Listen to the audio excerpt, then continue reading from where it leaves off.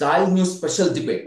భారత్ పాకిస్తాన్ మధ్య రేపో మాపో యుద్ధం తప్పదు అంటున్నారు. ఎందుకంటే సరిహద్దుల్లో యుద్ధ మేఘాలు కమ్ముకుంటున్నాయి కాబట్టి ఏ క్షణమైనా కూడా యుద్ధం వచ్చే ఛాన్స్ ఉంటుంది అంటున్నారు.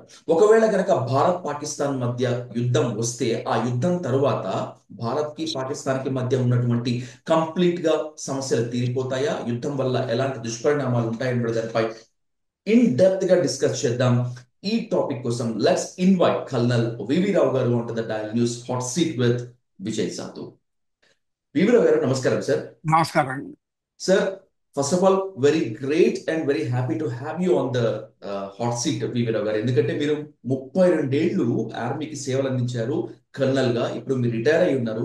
చాలా కీలకమైనటువంటి పాయింట్స్ లో లైన్ ఆఫ్ కంట్రోల్ దగ్గర, జమ్మూ కాశ్మీర్ లో అన్ని చోట్ల మీరు మీ ప్రాణాలకు తెగించి మరి మీ విధులు నిర్వహించారు. దానికి మీకు ఫస్ట్ ఆఫ్ ఆల్ సెల్యూట్ చెప్తూ, సార్ వివిలో గారు ఫస్ట్ డయల్ న్యూస్ వీక్షకుడికి అర్థం కావాల్సింది అసలు యుద్ధం అంటే ఏంటి, యుద్ధం ఎలా స్టార్ట్ చేస్తారు, భారత ప్రధాని ఓకే అనుకుంటే యుద్ధం అయిపోతుందా, అసలు యుద్ధం ఏ విధంగా ప్రారంభమవుతుంది? ఫస్ట్ ఏంటంటే ఒకటి అర్థం చేసుకోవాలి. మనం ఇనిషియేట్ చేస్తున్నామా, వేరే వాళ్ళు ఇనిషియేట్ చేస్తున్నారా అన్నది. మనం ఇప్పుడు ప్రస్తుతం ఉన్న పరిస్థితుల్లో ఏంటంటే వేరే వాళ్ళు ఇనిషియేట్ చేస్తేనే కానీ మనం జనరల్గా ఇనిషియేట్ చేయాలి. ఉమ్, అదే మన న్యూక్లియర్ డాక్ట్రిన్ లో కూడా మనకు వచ్చింది. అంటే వేరే వాళ్ళు న్యూక్లియర్ వెపన్స్ వాడితేనే కానీ మనం వాడమని ఎప్పుడో స్పష్టంగా చెప్పేశారు. అదే పాకిస్తాన్ దాంట్లో మాత్రం ఆ స్పష్టత లేదు. వాళ్ళు ఏమంటారంటే ఇండస్ వాటర్ ట్రీటీ బ్రేక్ చేసినా కానీ, ఉమ్, కరాచీ పోర్ట్ ని బ్లాక్ చేసి ట్రేడ్ బ్లాక్ చేసినా గానీ, ఏదైనా రాష్ట్రానికి మద్దతు ఇచ్చి వేర్పాటువాదం చేసినా గానీ, పాకిస్తాన్లోని ఇంపార్టెంట్ టౌన్లు ఏవైనా సరే క్యాప్చర్ అయినా కానీ ఆర్మీ న్యూక్లియర్ వెపన్స్ వాడచ్చని వాళ్ళ డాక్టరీన్లో ఉన్నాయి. ఫస్ట్ థింగ్ అంటే ఏంటంటే ఈ డాక్టరీన్ అన్నది ఏంటంటే ఆ కంట్రీకి గైడెన్స్, అంటే ముందర నుంచి ఆలోచించుకుని కొన్ని ప్రిన్సిపల్స్ తయారు చేసుకుని, అంటే ఈ టైంలో ఇది చేద్దాం, ఈ టైంలో ఇది చేయొచ్చు, ఓకే. ఎప్పుడు వరకు తీసుకురా. సెకండ్ థింగ్ ఏంటంటే క్యాబినెట్ కమిటీ ఆన్ సెక్యూరిటీ ఒకటి ఉంటుంది. ఉమ్, అందులో prime minister, defence minister, external affairs minister, finance minister, తర్వాత ఇన్వైట్ చేస్తే చీఫ్స్ వీళ్ళు ఉంటారు. వీళ్ళు అందులో సిసిఎస్ అన్నది, సిడిఎస్ అన్నది కొత్తగా వచ్చిన అపాయింట్మెంట్. కొన్ని సంవత్సరాలు, 5 సంవత్సరాల క్రితమే వచ్చింది ఇది. చీఫ్ ఆఫ్ డిఫెన్స్ స్టాఫ్ అని. అంతకుముందు ఈ అపాయింట్మెంట్ ఉండేది కాదు. ప్రస్తుతం రెండో అతను చేస్తున్నాడు అతను. ఉమ్, వీళ్ళు కూర్చుని నిర్ణయం తీసుకుంటారండి. అంటే అసెస్మెంట్ జరుగుతుంది. అంటే ఇంటెలిజెన్స్ ఇన్పుట్స్, రా, ఐబి, ఆర్మీ, మిలిటరీ ఇంటెలిజెన్స్ ఇవన్నీ కలిపి ఒక ప్రజెంటేషన్ చేస్తారు. అంటే ఇలాగుంది ఇలాగుంది అన్నది. అప్పుడు వాళ్ళ నిర్ణయాలు తీసుకుంటారండి కొన్ని. ఈ నిర్ణయాలు తీసుకున్న తర్వాత ప్రెసిడెంట్కి కన్వే అవుతుంది. ఇప్పుడు పాకిస్తాన్ యుద్ధం ఇనిషియేట్ చేసింది అనుకోండి, దాన్ని కౌంటర్ చేయడానికి అప్పుడు ప్రెసిడెంట్ వార్ డిక్లేర్ చేస్తారు. ఉమ్, వార్ డిక్లరేషన్ అన్నది ప్రెసిడెన్షియల్ ఆర్డర్ అవుతుంది. అది అది ఆర్డర్ అయినప్పుడు ఒక బ్లూ బుక్, అంటే దానికి ఒక స్టాండర్డ్ ఆర్డర్, ఆపరేటింగ్ ప్రొసీజర్ అంటారు, ఆ బ్లూ బుక్ ఇన్వోక్ అవుతుంది. ఆ ఓకే. బ్లూ బుక్ ఇన్వోక్ అయినప్పుడు నేషన్ మైట్ అంటారు. ఉమ్, నేషన్ మైట్ అంటే మన భారతదేశానికి ఉన్న అన్ని విధాల, అంటే హ్యూమన్ పవర్ అవనివ్వండి. రేపు మనుషులు తక్కువ అయ్యారు అనుకోండి యుద్ధంలో, ఒక 5 సంవత్సరాలు జరిగి, అంటే ఇప్పుడు పాకిస్తాన్ తోటనే కాదు, రేపు చైనా తోటి కలిసి, యూరోప్ తోటి కలిసి ఎక్కడైనా అవ్వచ్చు. అప్పుడు మనుషులు తక్కువయ్యారు అనుకోండి, కంపల్సరీ చేయొచ్చు. యూనివర్సిటీస్కి వెళ్ళి ఓకే, 18 ఏళ్ళ పైన ఉన్న వాళ్ళంతా 6 నెలలు 2 సంవత్సరాలు కంపల్సరీగా ఆర్మీలో చేయాలని అటువంటి రూల్ కూడా రావచ్చు. ఉమ్, అంటే థియరిటికల్లీ. అలాగే మన నేషనల్ రిసోర్సెస్, అంటే ఇప్పుడు రైల్వేస్ ఉన్నాయి, ఎయిర్లైన్స్ ఉన్నాయి, వీటినన్నిటిని ఆర్మీ టేక్ ఓవర్ చేస్తుందండి, ఆర్మీ కానీ ఎయిర్ ఫోర్స్ కానీ. అలాగే వాటర్ ఏరియాస్, అంటే బంగ్లాదేశ్ బోర్డర్లో లాంచ్లు అటువంటివి వస్తాయి, షిప్స్, తర్వాత బస్సులు. ఎక్కువగా వాడేది ఏంటంటే ట్రక్కులు అండి. ఇప్పుడు సౌత్ ఇండియా నుంచి ఆర్మీ కదలాలి, రాజస్థాన్ కానీ పంజాబ్ బోర్డర్ కానీ కదలాలంటే దాదాపు 15,000 ట్రక్కులు కావాల్సి వస్తుంది. ఆ 15,000 ట్రక్కులు లోకల్ ఆర్టీఓ ద్వారా డీసీ డీసీకి ఆర్డర్స్ చూపించి లోకల్ ఆర్టీఓ ద్వారా తీసుకుంటారు. లోకల్ డీసీ కూడా వాళ్ళకి వేర్ హౌసింగ్ ప్రొవైడ్ చేయాలి. ఎక్కడైతే సామాన్లు దింపేస్తారో వాళ్ళకి వేర్ హౌసింగ్ ప్రొవైడ్ చేసి ఖాళీ ట్రక్కులు ప్రొవైడ్ చేయాలి. వీళ్ళందరినీ ఫాలోవర్స్ అంటారు. ఈ సివిల్ డ్రైవర్స్ కూడా అప్పుడు ఆర్మీ చేతుల్లోకి వస్తారు, డిసిప్లిన్ కి వీటికి కొంచెం. ఉమ్. వీళ్ళకి సెపరేట్ ఆర్ట్స్, అంటే రూల్స్ అప్లికబుల్ అవుతాయండి.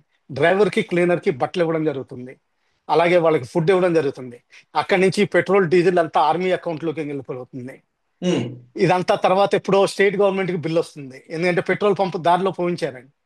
అది పోయించిన తర్వాత ఎందుకంటే హిందుస్థాన్ పెట్రోలియం ఇదంతా రిజర్వ్స్, స్ట్రాటజిక్ రిజర్వ్స్ అగ్రిమెంట్స్ ఉన్నాయి, వాళ్ళు ఇచ్చేస్తారు ఆయిల్. అది స్టేట్ రెస్పెక్టివ్ స్టేట్ గవర్నమెంట్ వాళ్ళకి బిల్లు పే చేయాలి అక్కడ ఆ ఏరియాలో. తర్వాత సెంట్రల్ గవర్నమెంట్ నుంచి క్లెయిమ్ చేయాల్సి ఉంటుంది. ఇదంతా చాలా తతంగా ఉంటుంది. ఈ బ్లూ బుక్ ద్వారా అది ఇన్వోక్ అవుతుంది. తర్వాత ఇంకోటి ఏంటంటే పాకిస్తాన్ తోటి వచ్చేది ఏంటంటే, మనం ఎప్పుడైనా నేషన్ మైట్ అప్లై చేసినప్పుడు ఫస్ట్ దౌత్యపరంగా చేస్తాం. అంటే విదేశాంగ శాఖ ప్రపంచంలో అందరికీ చెప్పి వీళ్ళని దారికి తీసుకురండి అయ్యా బాబు, మామూలుగా ఒకవేళ శాంతియుతంగా సెటిల్ అయిపోగలిగితే సెటిల్ చేసేద్దాం అన్నట్టుగా చెప్తుంది. ఉమ్, ఒకవేళ అది అవ్వకపోతే దాని తర్వాత జనరల్ గా ట్రేడ్కి వెళ్తారు.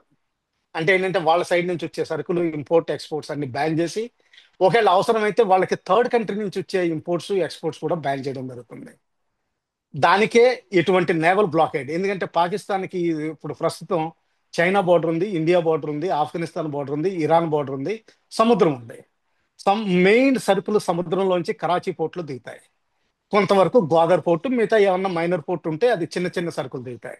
ఉమ్. పెద్ద షిప్పులు మాత్రం కరాచీ వస్తాయి. అది నేవల్ బ్లాకేడ్ చేసి మనం ఏ షిప్పుల్ని లోపలికి వెళ్లకుండా, లోపల నుంచి బయటికి రాకుండా చేస్తే వాళ్ళ ట్రేడ్ ఉన్నదంతా టప్ అయిపోతుంది. దీన్ని ట్రేడ్ బ్లాక్ అంటారు.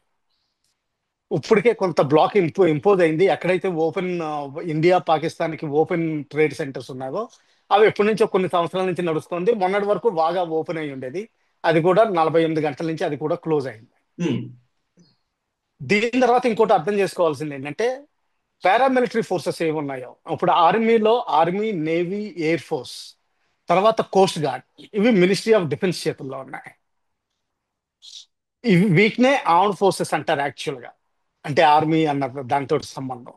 మిగతావన్నీ పారామిలిటరీ ఫోర్సెస్. పారామిలిటరీ కూడా కాదు, అవి సెంట్రల్ పోలీస్ ఫోర్సెస్, సిపిఎఫ్ అంటారు. అవి హోమ్ మినిస్ట్రీ చేతుల్లో ఉంటాయి.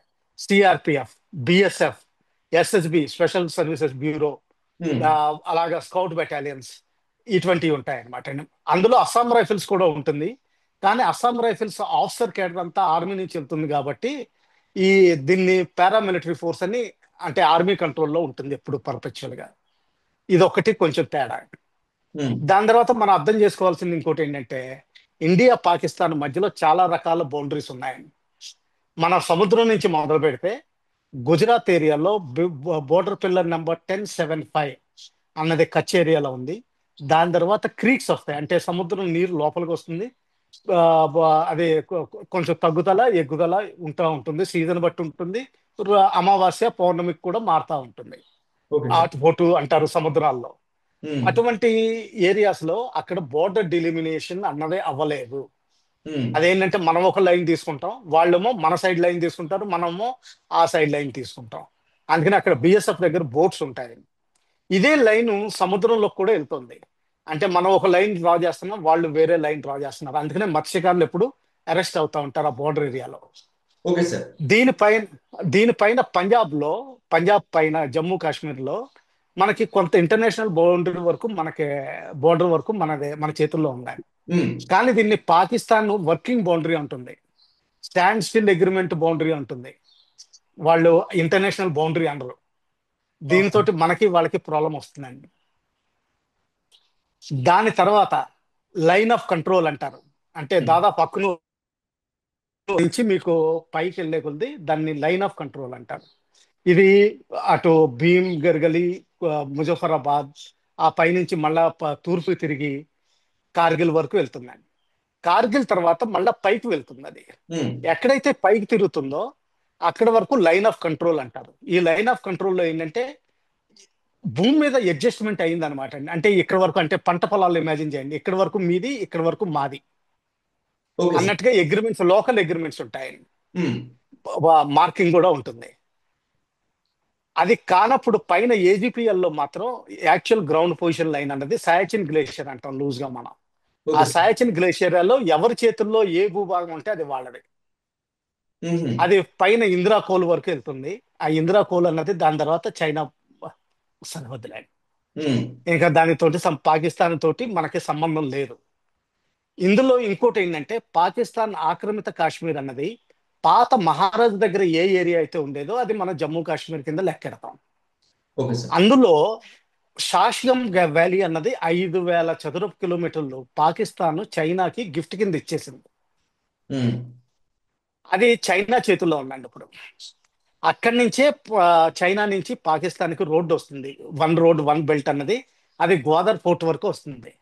ఇది ఎకనామిక్ కారిడార్, సిపెక్ కారిడార్ అని కూడా అంటారు. One road one belt scheme అంటారు. దీనివల్ల చైనా దగ్గర ఆ రోడ్డు దారి ఒకటి ఓపెన్ ఉందని, ఒకవేళ పిఓకే మనం తీసుకోవాల్సి వస్తే, ఫుల్ తీసుకోవాల్సి వస్తే ముజఫరాబాద్ పైనుంచి రోడ్డు వెళ్తుందండి. ఈ ఏరియాలో కొంచెం క్రిటికల్ అవుతుంది మనకి, ఎందుకంటే అక్కడ చైనా ఆర్మీ తోటి తలపడే అవకాశం ఉంది మనకి. Okay sir. ఇది ఒకటి అర్థం చేసుకోవాలి.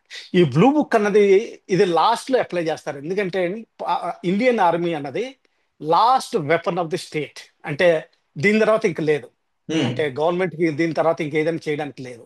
అందుకని చెప్పి యుద్ధం అన్నది అనివార్యమైతేనే కానీ మనం చేయమని మన ప్రిన్సిపల్స్ లో ఉంది.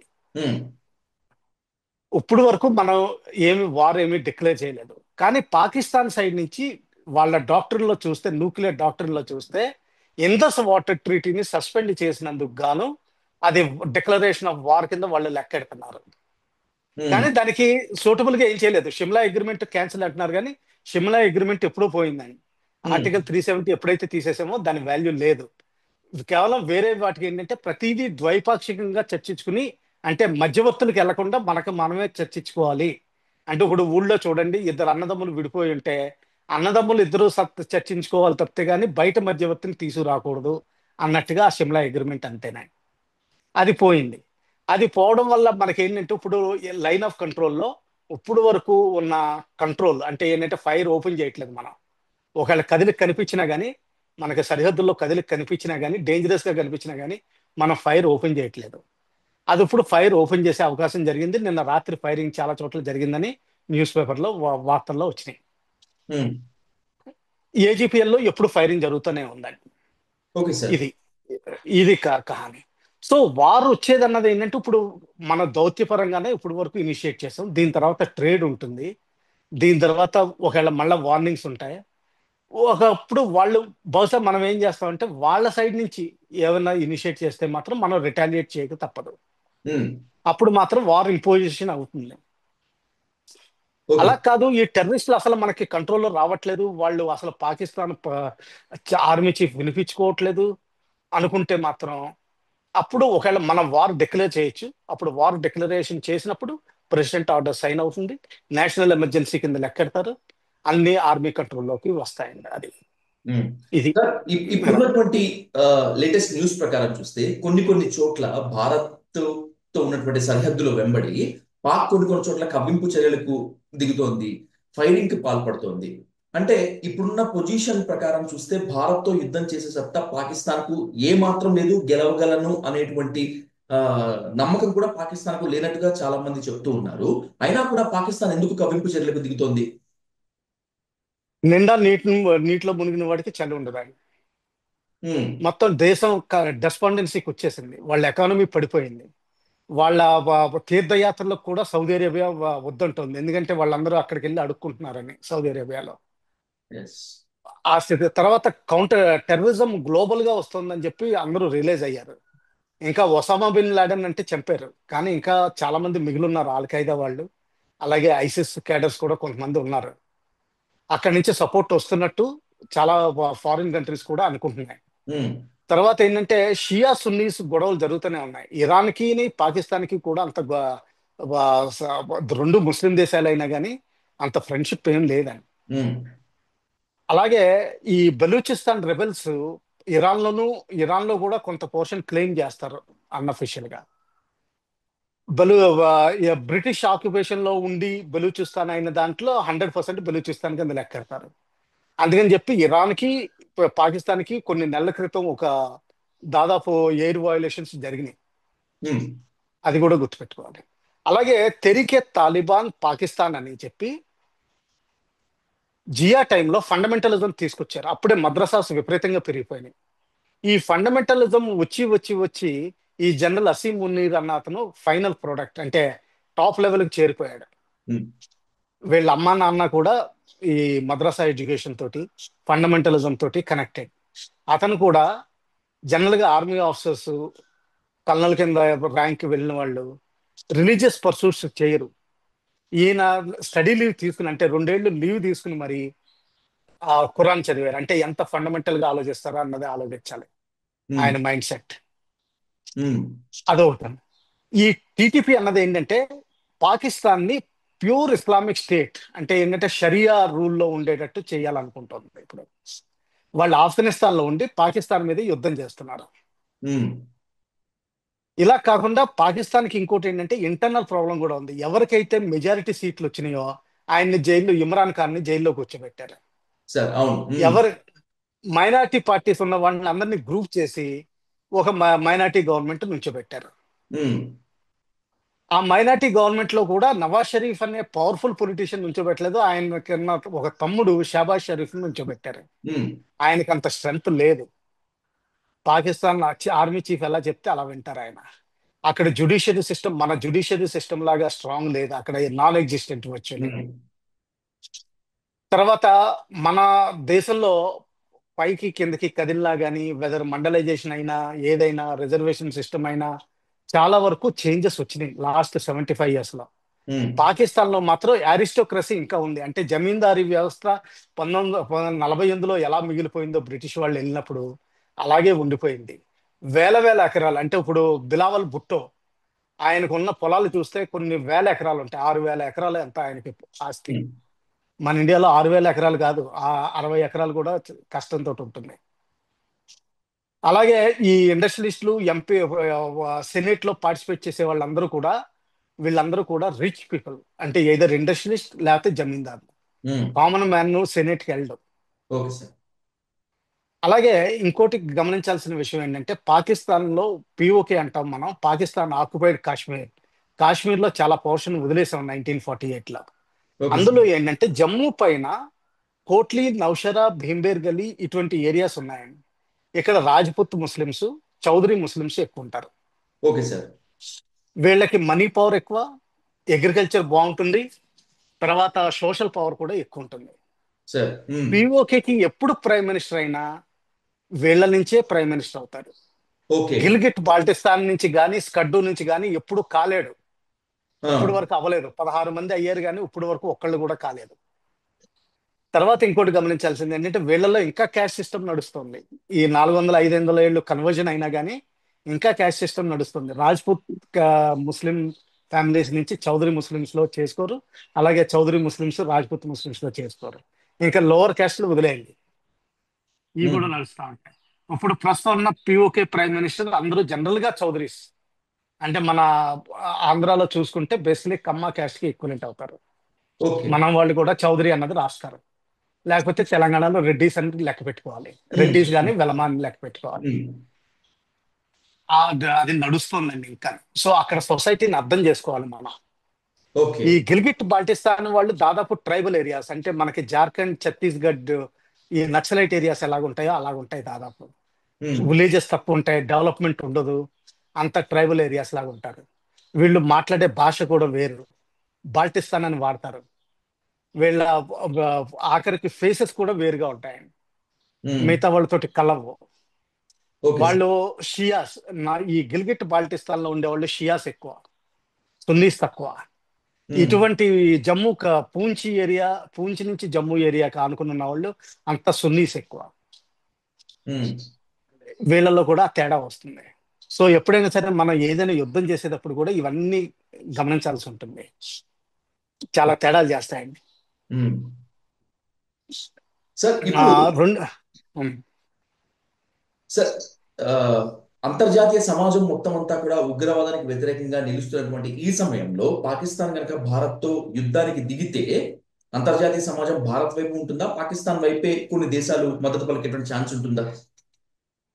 ఇవి ఆ, మనం గోమాత గురించి ఎలా మాట్లాడతామో అంత హోలీ కవ్ అంటాం కానీ రోడ్డు మీద వదిలేస్తాం, రోడ్డు మీద పేపర్ తింటూ బతుకుతున్నాం. ఉమ్, అలాగే ఈ కౌంటర్ టెర్రరిస్ట్ అన్నది ఒపీనియన్ అన్నది కూడా ఒక గోమాత మీద చేసిన ఎక్స్ప్రెషన్ తప్పితే గానీ నిజంగా ఎంతవరకు సపోర్ట్ వస్తారు అనేది కంట్రీ వైజ్ మనం అనాలిసిస్ చేయాల్సి ఉంటుంది. ఓకే రష్యా మన 100% మన సైడ్ ఉంటుంది. అమెరికా మనకి ఎంత ఎక్విప్మెంట్ అమ్మగలనని చూసుకుంటుంది. ఎగ్జాక్ట్లీ. అర్థమైందండి. ఇజ్రాయెల్ ఎక్విప్మెంట్ అమ్ముతుంది, కానీ మనకి కొంచెం హెల్ప్ కూడా నిజంగా చేస్తారు, ఎందుకంటే అంతకుముందు కూడా చేశారు. ఉమ్, రష్యా కూడా మనకి 71 వార్లో చేసింది, 65 వార్లో కూడా కొంతవరకు వచ్చారు మన సైడ్కి, ఎక్కువ చేయకపోయినా కానీ. ఉమ్. చైనా ఎలా ఉంటుంది అన్నది మనం, చైనా పాకిస్తాన్ సైడే ఉంటుందని అనుకోవాలి, కానీ ఓపెన్ గా పబ్లిక్ స్టేట్మెంట్ మాత్రం రాదు. కానీ చైనా ఎందుకంటే చైనాకి ఇండియాకి గుడ్ టర్మ్స్ అయితే ఏం లేవు కదా సార్. పాకిస్తాన్ కి చైనాకి అయితే మంచి టర్మ్స్ ఉన్నాయి, కానీ మనకైతే లేవు. మనకైతే మంచి టర్మ్స్ లేవు, చెడ్డ టర్మ్స్ కూడా లేవు లాస్ట్ 2-3 మంత్స్ నుంచి.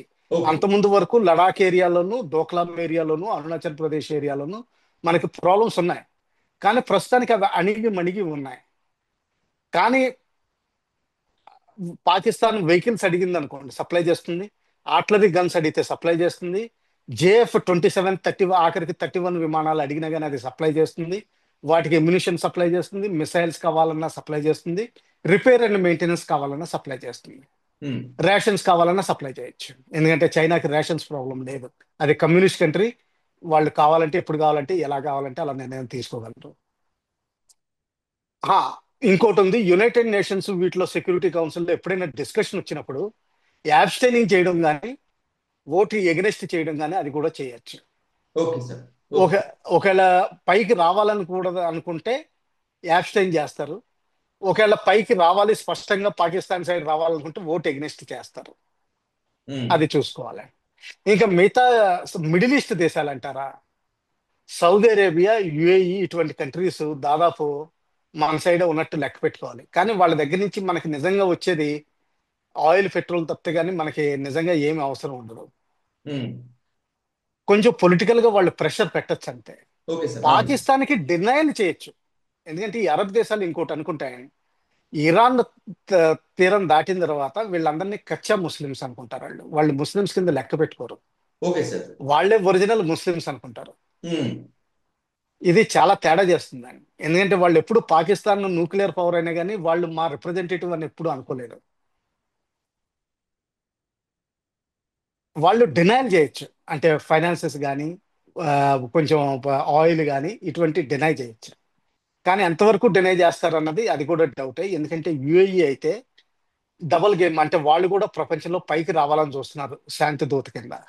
సో వాళ్ళు ఏంటంటే అన్ని సైడ్లు ఏ గేమ్ అయినా వాడుతూనే ఉంటారు. ఉమ్, కాకపోతే మనం వరి అవ్వాల్సింది ఒకటి సిచ్యువేషన్ ఏంటంటే, ఒక 15 రోజుల 20 రోజుల క్రితం పాలెస్టైన్ నుంచి హమాస్ వాళ్ళు ఉమ్, టాప్ లీడర్స్ ఇక్కడికి వచ్చి డిస్కషన్ చేసినట్టు న్యూస్ పేపర్ రిపోర్ట్స్ వస్తున్నాయి. అంటే ఎంతవరకు చేస్తారనేది కొన్ని టెక్నిక్స్ నేర్పచ్చు వాళ్ళు. ఉమ్, బహుశా వాళ్ళకున్న, ఎందుకంటే వాళ్ళకి సూసైడ్ బాంబింగ్ చాలా ఇంపార్టెంట్. ఉమ్. పాకిస్తాన్లో ఇప్పటి వరకు సూసైడ్ బాంబింగ్ అంత ఇంపార్టెన్స్ కాదు, అది వాళ్ళు నేర్పచ్చు. అలాగే కొన్ని టైప్స్ ఆఫ్ ఐఈడీస్ ఇవన్నీ నేర్పచ్చు, ఇటువంటి చేసే అవకాశం ఉందండి. ఇంకా అంతకంటే మిగతా సౌత్ ఈస్ట్ ఏషియా ఇవన్నీ అంటారా, పెద్ద ఇండియా సైడే ఉంటాయనుకోవచ్చు. కాకపోతే ఏంటంటే ఒకటి, లాస్ట్ 1 ఇయర్ నుంచి బంగ్లాదేశ్ మనకి కొంచెం కష్టం అవుతుంది. వాళ్ళ ప్రైమ్ మినిస్టర్ మన కంట్రీలో ఉండడం, అవును. తర్వాత ప్రస్తుతం ఉన్న అడ్వైజర్ యోనస్ మన యాంటీ ఇండియా స్టేట్మెంట్లు చైనాలోను వీటిలోనూ ఇవ్వడం, ఆ తర్వాత కొన్ని ప్రగల్భాలు పలకడం మనకి కొంచెం డిస్టర్బెన్సెస్ క్రియేట్ చేసే పరిస్థితులు ఉన్నాయండి తప్పనిసరిగా. ఇంకా నేపాల్, ఆ, చ- భూటాన్ అంటారా మనకి ఫ్రెండ్లీ దేశాలే. శ్రీలంక ఫ్రెండ్లీ దేశం. మాల్దీవ్స్ మనకేం చేయలేదు కానీ ఒకటి, ఇంటర్నేషనల్ గా 5 లక్షల జనాభా అయినా కానీ ఓ స్టేట్మెంట్ ఇస్తే చాలు, మీడియా వాళ్ళు మీకు ఏది దొరకకపోతే ఆ స్టేట్మెంట్ ని హైలైట్ చేసి పెడతారు, ఉమ్, మాల్దీవ్స్ ఇలాగందని. ఉమ్. లాస్ట్ టైం కూడా అది లాస్ట్ టైం కూడా మనకు ఒక ఇష్యూ నడిచింది కదండి సార్. ఈ విషయం నడిచింది. అవును. ఆయన ప్రస్తుతం ఉన్న అతను యాంటీ ఇండియా, ఉమ్, అతను కొంచెం పాకిస్తాన్ ప్లస్ వాళ్ళంతా సున్నీస్. ఉమ్, సున్నీస్ కనెక్షన్ లో వాళ్ళు సపోర్ట్ ఇవ్వచ్చు పాకిస్తాన్. ఉమ్. ఇంకా అంతకంటే మనం ఏం చెప్పలేం. రైట్. ఇంకా మిగతా సౌత్ అమెరికా ఇవన్నీ అంటారా పెద్ద మనకేం తేడా చేయదు, కొంచెం రైట్. బ్రిక్స్ కంట్రీస్ తప్పితే గానీ. రైట్ ఇది సార్. మన పరిస్థితి. ఇంటర్నేషనల్లీ అన్నది ఏంటంటే కౌంటర్ టెర్రరిజం అందరూ సపోర్ట్ చేస్తారు కానీ ఉమ్. నిజంగా వార్ టైంలో ఎంతవరకు మెటీరియల్ సపోర్ట్ కానీ మోరల్ సపోర్ట్ కానీ ఇస్తారన్నది చాలా తక్కువ దేశాలు ఉంటాయి, అది గుర్తుపెట్టుకోవాల్సిన విషయం. Right sir. భారత్ పాక్ మధ్య తీవ్ర ఉద్రిక్త పరిస్థితులు నెలకొన్నటువంటి నేపథ్యంలో సరిహద్దు సమస్యలు ఏంటి, పాకిస్తాన్ ఎదుర్కోబోయేటువంటి సమస్యలు ఏంటి, అంతర్జాతీయ సమాజం భారత్ వైపు నిలబడుతుందా, పాక్ పై స్టాండ్ తీసుకుందా అనేటువంటి దానిపై ఇన్ డీటెయిల్ గా డిస్కస్ చేసేందుకు thank you so much V V Rao గారు. మున్ముందు అంటే ఈ ఎపిసోడ్ అయిపోయేంత ఉమ్, వరకు ఖచ్చితంగా మీ నుంచి మాకు సహాయ సహకారాలు అంటే డైలీ న్యూస్ వీక్షకులకి ఎన్నో అనుమానాలు తీర్చాల్సినటువంటి అవసరం మీ ద్వారా ఉంది. Thank you so much for this interview. Thanks అండి. Thank you so much thanks sir. నమస్కారం. అండి.